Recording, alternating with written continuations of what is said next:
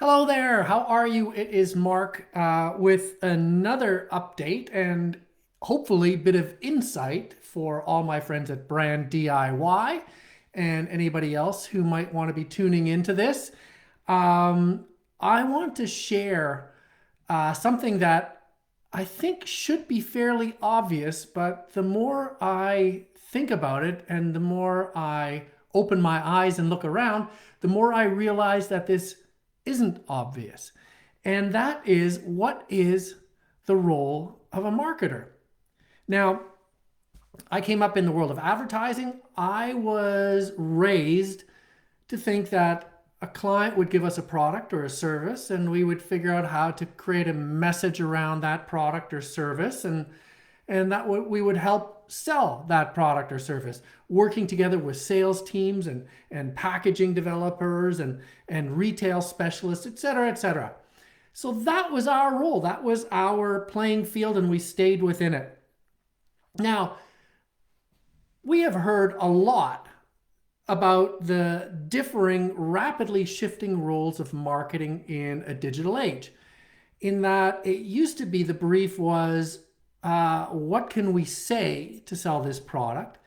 And today, more and more is, what can we create to sell this product? What can we build to sell this product? And the reason for that is actually kind of very, very cool and exciting in that it is a lot easier to build stuff nowadays than it used to be.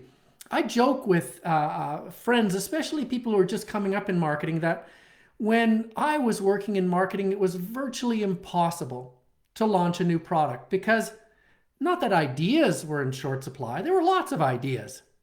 But to actually take an idea and create a model of it and create a thing and get it onto a shelf of a supermarket was incredibly difficult and time consuming. Today, everything exists. All you have to do is source it. You can find any type of bottle anywhere in the world. You can find a microchip. You can find a spaceship to wrap around your product if that's what you're looking for. Want to get it on a supermarket shelf? Why bother? Create your own supermarket. So it's a lot easier to build stuff as a marketer nowadays than it was before. However, the more that I talk to people, the more that I observe, the more that I realize the more things change, the less they change. That is, we are still relegating ourselves to the role of talking about stuff, demonstrating stuff, trying to persuade people to buy stuff. And this really came into a sharp contrast the other day. Some of you may know that I'm working on a really cool EdTech project for launching a product called Eglass. Eglass is a transparent light board that you write on, and a camera films it and turns your writing around so that your writing appears the right way around with your face. It's embodied learning. It's very cool. Now, here's the thing. We want to amplify our selling, and we started asking, which is always where these things should start. Ask people, ask experts, ask your customers, what more could we possibly do to help you like this product more? And so we talked to an educational expert, and he said, well, it's obvious what you should do. It wasn't obvious to me. He said, teachers are not buying features and benefits of a new piece of technology. What they're buying is a way to reduce the amount of marking they need to do, to reduce the amount of time that they have to spend developing lesson plans, and to raise engagement in their classrooms. I go, all right, fair enough. That's good. Well, this tool does that. He says, no, it doesn't. It only does part of that. In order to really give them something they want to buy, you have to give them the complete package. I said, what are you talking about?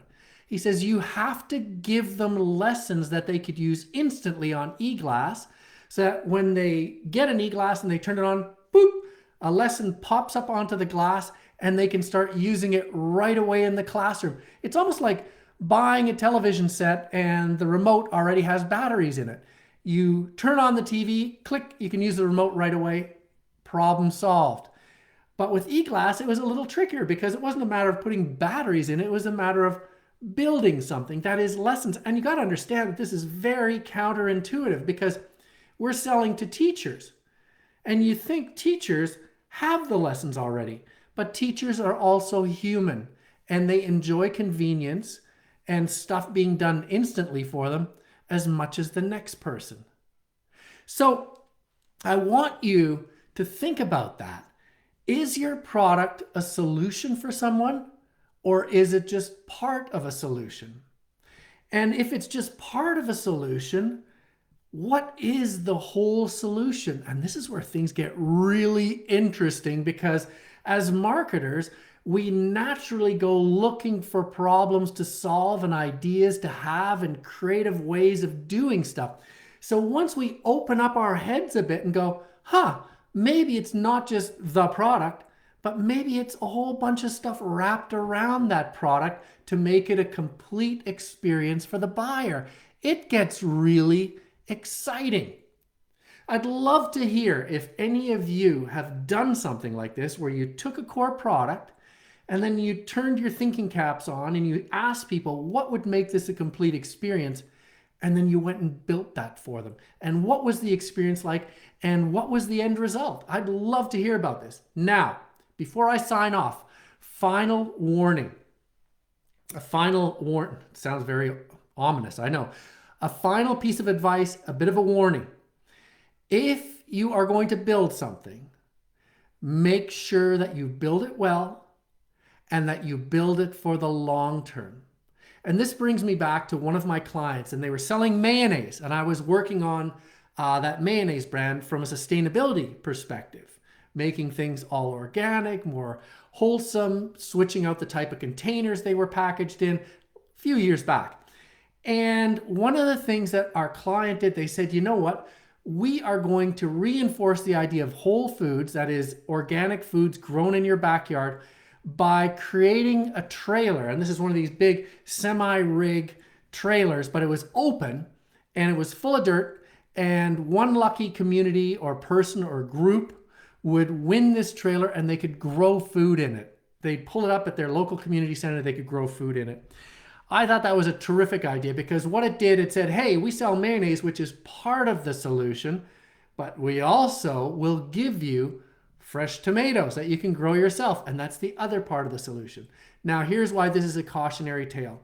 Because marketers tend to have a very short attention span. That is, once we sell you something, we tend to lose interest and we walk away and try to sell somebody else something. And that is a lousy way to think about things. You have to think about it that you're building for the long term.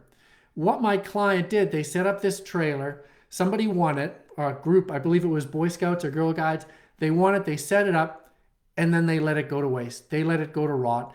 And after a while, it was just an overgrown pile of weeds on a tractor trailer bed, and nobody was using it. And not only that, but their name was married to it, even though they'd torn the name off of it, but their name stuck to it.